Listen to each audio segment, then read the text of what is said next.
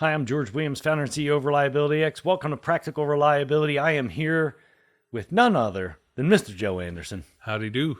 I'm doing all right, Joe. How are you? I'm awesome, man. Great. Let's get past that crap. Yeah. Let's get right into some valuable information. Sure. Today's topic of discussion are let me reiterate that, key performance indicators. Sure. Let's talk about metrics and key indicators and what the difference is and some leading and lagging stuff. Hopefully upset some people and make some other people very happy. And join the conversation. Comments below will be ignored. I mean, commented on and responded to. Sure. Don't forget to hit like, hit subscribe, hit all the crazy buttons that you see there. And sure. Let's dive right into it. So first and foremost, let's kind of define what KPIs. So KPIs, again, this is my opinion, I guess you could say. But the way that I see it is the organization sets the KPIs, right? So your organizational objectives typically have some level of measurement behind it, and those would be the key indicators for the organization. There's typically one associated with cost. There's one associated with quality, one associated with safety, right? One associated with growth. There might be a speed to market or something. There's something that's measurable. Mm-hmm. Those are key performance indicators. Great point. If you're not sure what they are for your company, you go to www.yourcompanynamehere/about us, right? And they'll be right in front of you. They should be. Now, some companies, it's hard to find, right? And most people don't even know what the organizational objectives are when you talk to them. So one important piece of advice, if you want to win, figure what those are first, right? And then build your strategy around it. Now, the strategy really doesn't change. Your language changes. Yes. Right? To do the right thing, that never changes, right? And so the only thing that'll change is the way in which you present it. And so that's one. And then when it comes to maintenance, especially on the manufacturing side, again, manufacturing is my wheelhouse, so I like to talk a lot about manufacturing, and it is one of the largest sectors in the country. Honestly, in my career, I've only measured two that were important to me, right? And that was my maintenance cost per unit and what OEE is. Okay, and the reason for that is there should be a correlation between the two. And if I'm effective at doing what I'm supposed to be doing, both of those would be, I'll be hitting those, right? A lot of people talk about PM compliance. To me, PM compliance is BS. What's the point? It depends on whether or not your PMs are any good, first of all. Well, but it's still only a metric that leads into a KPI. Well, the thing is with me and my experience is show me an effective PM program. All it does is everybody's 100% PM compliant, and you're just saying, I'm 100% suck at PMs. That's all. It's still reactive. Yeah, it's still right. Yeah. And so, I don't care about PM compliance. I honestly don't, because one, I already know when I walk into a place, my PMs suck, or they wouldn't have hired me in the first place, right? And so those are my two lagging indicators. So a lagging indicator is an indicator that's already occurred, right? Now, there's some nuance to something like OEE. It's both a leading and a lagging. There are some of those that exist. For example, my weekly OEE is a lagging indicator. It's already occurred. But it's also a leading indicator to my cost metric as a company. Because if my OEE is high and we're truly reporting it correctly, my costs are going to come down. And so I can tell week over week where my OEE, if I'm trending up, I know that my KPI, my cost KPI is going to come down. I know my quality KPI is going to go up, and I know my safety is going to go up, right? We don't want any incidents. We want quality product. Well, if I have an incident, I'm down, which means my OEE is down, right? Which means all my KPIs aren't being met, right? So an OEE is a great leading indicator to help me understand the organizational KPI, right? So those are the two that I care about the most. Then when it comes to leading indicators, those are the indicators that can change the laggard. For example, we know OEE already occurred, and if it's low, what can I do to change that indicator, right? Leading indicators at times are harder to measure. For example, number of defects solutioned would be a leading indicator for my OEE, because I know of the more defects I get out of the system, right? Whether it's solutioning loss issues or whatever, I know that my OEE should be going up, right? And so I think a lot of people conflate things and don't really understand things. And one of my disenfranchisement things of being in this industry is the fact that people think best practices are KPIs. Oh, well, there's a whole book on them. Well, there's multiple books on them, right? When the metrics themselves are not best practice, they're the result of the best practice. So what are the best practices that we're implementing to get the result? Those are your leading indicators, right? For example, precision maintenance. Are we doing everything with precision? And then are we double checking our work to ensure reliability? Best practices are process oriented. Right. They're that's a best practice, right? Practices. For example, aligning pumps, right? If I'm doing my alignments correctly and I come back and I double check them, I can verify it through infrared or whatever, or do another rotation through alignment, whatever, to double check to ensure that I got down to that level. That's a best practice. And that should lead to pump failure. Right. It leads to the metric. Right. Right. And so the metric itself isn't the best practice. And I think we've gotten in the habit. Output. It is. But everything's an output. Yeah. Safety's an output. Right. Quality's an output. Yes. The only input that really exists is reliability. Right. Everything else is an output. Reliability is the input that helps you achieve all those other outputs. That's exactly right. And so you can reliability is not actually a number. Probability is a number, right? Mm-hmm. All the things you're doing successfully result in a probability of success. Right. And that is your reliability program. The reliability program, as you say, are the inputs. Mm-hmm. Reliability is all of the actions, process, strategy, and like everything, culture, everything that is executed ultimately is executed to determine a probability of success. Right. And that probability has some plus and minus to it. Yep. But those inputs result in a probability window. Mm-hmm. And if you do really crappy stuff, you get a low probability window of success. And if you do all the right things, you get a high probability of success. Right. And so they're leading actions that result in an output. Yeah. Right. So for example, right, like I said, precision maintenance practices, proper bearing installation, using a bearing heater, a bearing installation kit, all those types of things, proper torquing, right? Proper balancing. Like people don't think about, I'll give you a simple example, keyways.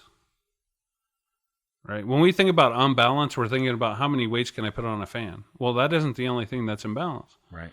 Okay? If I have a motor shaft that has half of the metal taken out of it, and I cut a keyway, really short just to fit in the taper lock bushing or whatever. Right. I have that much metal that doesn't exist. I'm out of balance. Right. You should be using a step key. Or if I cut it too long, I've added more metal to one side. I'm out of balance. Right. Like we don't think about the balancing aspects from that perspective. Set screws. I know guys that only use the really tiny ones. Well, now all this metal exists in this hole. It doesn't exist in this hole. Right. Well, now you're out of balance.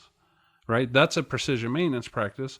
That's a leading indicator of saying, hey, how long are my bearings going to last? Right. If I'm out of balance, they're not going to last long, right? Even like a conveyor, simple conveyor, we mount bearings to the conveyor frame, right? But a lot of times they'll be like this, and we're not measuring them. And so what we're doing is we're bending the shaft right away. And then our gearbox support a lot of times doesn't exist. It's just enough to keep the gearbox from spinning. Yeah. It's not actually holding the weight of the gearbox and motor. It's just overhung. Yeah. So now you got an overhung load here. We're bending the shafts here. Right. Right. So little simple things get us from being an unreliable plant to being a reliable plant, which those are your leading indicators that help you determine, one, I'm not spending money on parts now, which my maintenance cost per unit goes down because I don't have to replace this gearbox and motor every 6 months. Right. And we celebrate when it lasts, 3/4 of a year. Yeah, this thing used to fill every 3 months. It now fills every 9. Hey, that's an accomplishment. But this thing should last 30, 40 years. Who knows? Right. If we did it correctly. I think a dead giveaway to everything you're talking about is the fact that organizations have a cost component instead of just a profitability component. So when, like, for example, you're not trying to create reliability, you're trying to control unreliability. Yes. The reliability was designed in. Everything you do either supports that designed reliability or it has a negative impact. Yeah, it requires redesign. We think about reliability inaccurately, completely, in the entire industry. We make a lot of assumptions about trying to improve reliability. What you're trying to do is control unreliability. The same thing with cost metrics. People and KPIs, they get interpreted as I need to reduce costs. I need to save money. Which is not the same as control cost. Right. There is a specific cost that gives you the right quality, the right safety, the right output, the right capacity in the plant. And what you're trying to do is maintain that cost. Because if you lower it, something is impacted. Unless you've done it through negotiating better pricing for your raw materials at no suffrage of quality, right? Well, that's also assuming you have the correct strategy. Right. Because up front, when you have the wrong strategy, up front the investment's more. Right. But once you get it in place, it's right. less. But, so, so they're trying to control cost at the right cost for the right outputs. Sure. And it's the same on the reliability space. You're not improving the inherent design of the equipment. I mean, you can, but there's cost to do that. Sure. And then now you've altered your base reliability that you're trying to control. Yep. Best practices, quote unquote, are there to maintain reliability, which is what maintenance's role is. Maintain reliability. Yep. And every decision we make either supports that or negatively impacts it. And when you negatively impact it, the output is one of or multiple of wrong cost, poor quality, poor safety, poor environmental sustainability. It's the antithesis of all of your company goals. Well, it's easily said, very simply, right? Name an unreliable plant that has the best quality, the best safety, the best environmental, the lowest cost, right? Name an unreliable one that you know. You can't. Because without it, you don't have the other. Stop making this easy. Well, it's about simplicity. I think we overcomplicate terminology and everything in this industry to where people are confused and they just throw their hands up and go, okay, I'll never be that good. Right. And it's like, no, man, it's really quite What you've got to stop doing is being that bad. Right. It's not the other way around. Yeah. Like, we keep trying to gain support to improve. And what you're trying to convince them to do is stop wasting company resources. Yeah. Stop making it harder to achieve your objectives. And we need to convey it in that way. When you put it that simply, right? Like, one of the approaches I take when speaking is to get people to nod their head up and down and ask them really simple questions that they can't really avoid the answer to and kind of back them into a corner, right? So when you say to somebody, should I spend $10,000 fixing an air handler or should I spend $400 fixing an air handler? And they go, well, duh, I should spend $400. And you go, okay, great. We're going to start aligning our shifts. Like, right. Because the outcome of not doing that is we spend a lot more. And then it's hard for them to go, well, no, instead of aligning the shivs, let's just keep screwing up our air handlers and having major problems. Like, when you put it in context of simplicity, you kind of put people in an awkward position because they have to either show that they have no integrity or they have to kind of align, right? And so when you speak in terms of, should we achieve the organizational objectives or not? Because Engineering has designed this equipment within your specifications to achieve your capacity, to achieve your quality, to achieve your safety. All those things you have put in place to hit your expectation of the business. Mm-hmm. Everything you deny us to do in alignment with achieving that results in something below your expectation. Mm-hmm. So you're either okay below the expectation or you're not. Right. Yeah. I mean, that's as simple as it gets. Right. That's why I keep it simple, right? Can we drop the mic? Yeah, drop it. Well, I mean, this is why I keep it simple. Anytime I ran a maintenance department, it was my OEE and my maintenance cost per unit. You know, the last place that I left as a maintenance manager, when I started, my maintenance cost per unit was 23 cents per unit. Okay. When I left, it was 11 cents. Okay. That translates into not just my maintenance cost, but my overall operating cost. Capacity, everything. All of it. Yeah, of course. Right? And the other thing is, right, is we come in, because we don't truly understand where our problems lie and how to solution them, we say cut the budget and cut headcount. Okay? I have a few grievances with that. It's easy to be a critic. Well, it is, but it's also easy to run a business if you know what you're doing from a manufacturing perspective, right? Very easy. One, I don't need corporate people. What's hidden that no one ever talks about is corporate overhead. What we do is the people that are producing the product, there are money makers. Plant level people, unless you're truly overstaffed, but most of the time you're not. And then I've got to cut an extra 10 headcount on top of already being understaffed, right? I'm typically not overstaffed, right? I'm cutting my money makers. But then I'll hide it in corporate overhead by hiring 10 more people that make 5 times what these people make at the plant, right? But I know one organization. They don't count. They don't count as part of cost of goods sold, so no one sees it. Yeah, right. But it takes out of your profitability. So do you want to be profitable or do you want to lower costs to produce? Right. You can have both. Oh, yeah. Right? And I can save you a quick 10 mil. Fire the 47 people you have in finance for 5 plants. Like, why do you need 47 people in finance? You have 5 plants. Because they're looking for ways to cut costs. I'm just saying, you're right. I mean, it's irritating, right? Is we hide it.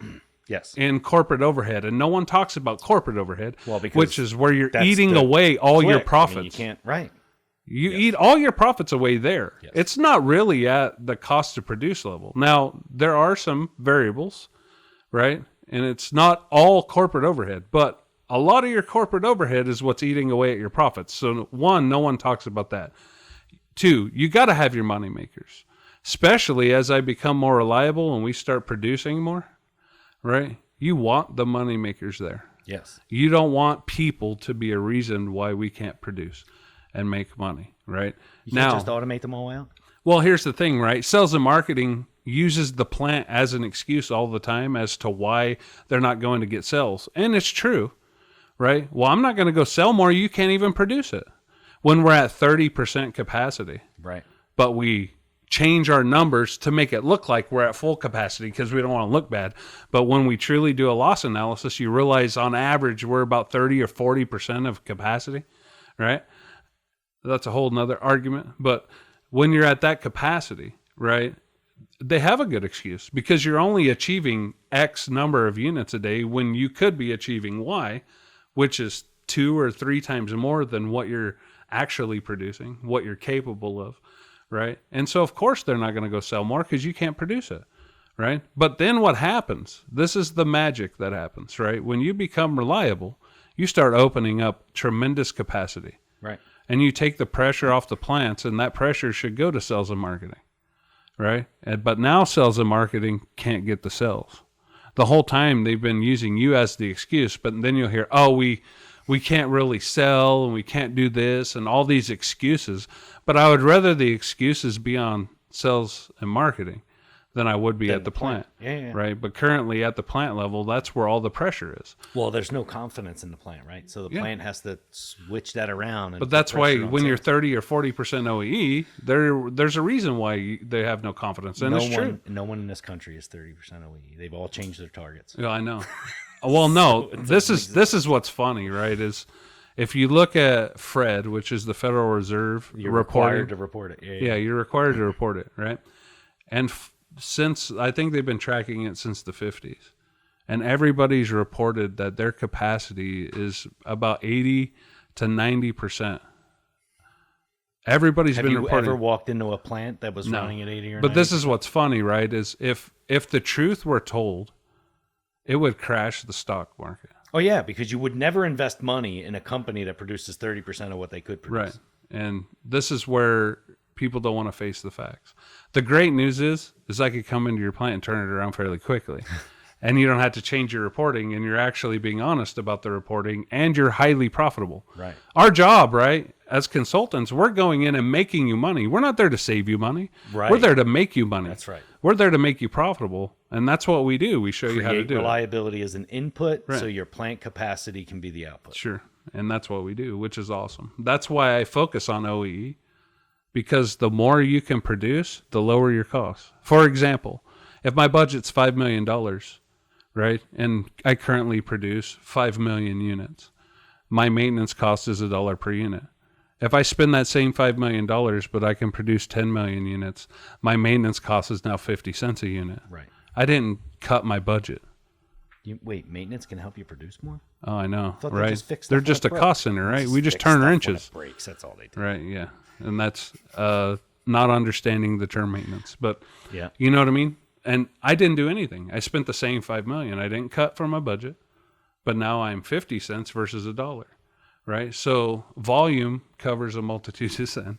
Not Right. saying that you're not overspent because you have horrible strategy or something, right? Because that can be the scenario. But that's why it's important to me, because that OEE and that maintenance cost per unit are entwined. So you can't pull the wool over my eyes if you tell me you're 85% OEE, but you are 5 cents higher than everybody else when it comes to cost. right. So you're lying somewhere. Right? Can't pull the wool over my eyes with that, right? But then it comes back to the leading indicators, right? Am I using my PDM technologies for defect identification? Are my guys doing condition-based inspections Right. to identify defects so that we can go out and solution those problems? Do we understand our losses? And they're all metrics. They're all behaviors of the organization, right? Metrics are just behaviors of the organization. Are you doing the right things? The problem is when you browbeat with metrics, they become something we lie about because we have a green-red organization. Yeah. I need to look green. And so, yeah, I'm 95, 99% PM compliant. It's like, yeah, but we don't start up on Monday morning. So just because you did them doesn't mean they're effective. Right. Well, that's great. You did them. Okay. Yeah. But you do crappy PMs, like what's the point anyway? Right. You know? And so having good PMs, condition-based PMs, right? You'll have some time-based replacements, of course, but having the right strategy. Right. Yeah. It's few and far between, right? But the ultimate goal is to get behind the PF curve. That's where true proactivity is. Right. What we say is, oh, I'm doing PDM technologies, I'm proactive. No, you're not. You're still reactive. It's just you're catching it sooner, right? Pure proactivity is not allowing any defects in your system in the first place. To begin with, right? Right, and that's maintained. And one of the biggest ones I see from a initial defect perspective happens at the engineering phase when an organization decides to put in a new line. They have an entire history of running at 35% of actual design rate, and then they design this line for an output number expectation based on 85% OEE. Right. You have no history of ever running at 85% OEE. You put in a line that you know 6 months from now is going to run at 35% OEE. Right. And you're not going to make the numbers, but yet that's how we design the line. And your sales forecast will be built around that 85% false reality. Yeah, and you won't be able to deliver. And it happens over and over and over again. Yep. And the issue is they try to end, the line was never even necessary. if the other lines were running where they should be, right? And But this comes it's back not a new product. It comes back to my point about not understanding the business. Yeah. Or reliability at all. Well, this is the whole. But that's a business thing. Right. It's about understanding the business. What we do is we show up and we do a job. We're not engaged in trying to understand how to make the corrections necessary to have a profitable business, right? And that's one of the largest gaps that I see today. Everybody's vying over the next position because of pay, but no one's truly engaged in learning what it means to run the business. Right. Right. And that's a huge gap. And again, it starts with having some metrics because that's a standard for achievement. What we'll do is we'll put a performance management system in to measure our performance, and we'll set the bar so low. As long as we're green, we had a green hour. It's like, you were 20% of your capability in the first hour, and you set the bar that low, and now you say, look, we're green, we're okay. Like, come on, man. Set the bar where it should be. Yeah, but then I have to look bad. Yeah, I know. But Because that's it's the red. problem is you think you look bad, right? The organization as a whole, from a cultural perspective, but then sees that we as bad. celebrate failure or celebrate mediocrity and never seem to improve. Right. Or we measure the same KPIs for years and years and years, and they never change. What's That's interesting is if you go in any market space on manufacturing and look at, we'll just broad statemently say the number 1 in the industry, the number 2 in the industry, number 3, all the way down to the number 10 in the industry, they're all going to show that they're green in their metrics. All of them. Yeah. That means they're best in class. Even number 10 is going to show I'm manufacturing everything I can. Because our preface of best practice is based off of metrics. Right. And they're all green. They're the best. Right. So we're doing everything right. It must be our product's terrible. Yeah. Meanwhile, somebody's responsible Let me change for selling the package rubber dog design. crap, and they sell the crap out of it, right? Let me change the so package anything design, can sell, right? If anything can sell, then you can't say I can't sell it. Like it's a low, and we've heard this in the past from clients, right? Well, we can't sell the additional capacity. I remember teaching a class at a. We're not going to get in too much detail here, but it was a canning process for vegetables, and they had an hour of downtime every day because of bearing failures. And the response to me saying, well, let's have better lubrication practices and put in labyrinth seals and all that stuff was, well, we only get 11 trucks a day. Yeah. How do you beat that mentality? Like, how do you we can't sell another truckload. So that comes back to leadership and setting a higher standards, right? So I've had those conversations quite a bit. Is my bar is this high? Yeah, where's your bar at? You know, how low do I need to bring my bar to appease you? Right. But that's what but that's what reliability is, right? Reliability as an input is not a bandwidth. Right. It's a bar. Right. And you will either achieve the plant design objectives. You can have all the objectives you want, like 100% reliability. Right. But if you only designed at 94, you're not getting 100. So that has to be realistic. Or do you even realistic. know what that means? That's a whole nother thing. But reliability is a bar. And you either do the activities necessary to reach the bar or you do not. And the output is equivalent to how far away from the bar you operate. Exactly. That's it. Yeah. That's all it is. Right. But we've made it this complex red-green thing, and we base your paycheck off of whether you are red or green. Yes. And so guess what? If it's my paycheck, I'm green. I know. Right? I know. And how do we crack that? How do we get people eyes open? Hopefully this podcast is opening your eyes. Yeah. If you're a plant manager, I hope you really ponder what was said here today. Yeah, for sure. Thanks, Joe. Yeah, of course. Awesome. For Joe Anderson, I'm George Williams. I really hope tomorrow's better than today.